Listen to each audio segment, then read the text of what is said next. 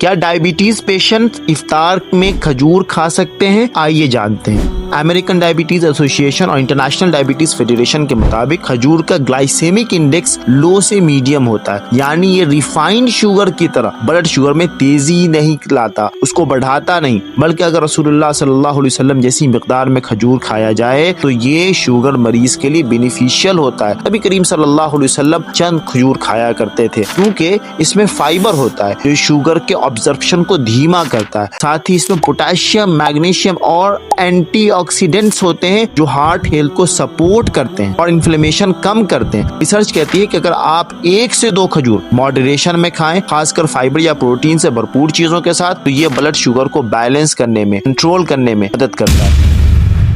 اس rail کو تمام sugar والے پیشنٹ کو پاس بھیجیں، ان کے ساتھ شیئر کریں، یہ ان کے لیے کافی مفید ثابت ہوگی۔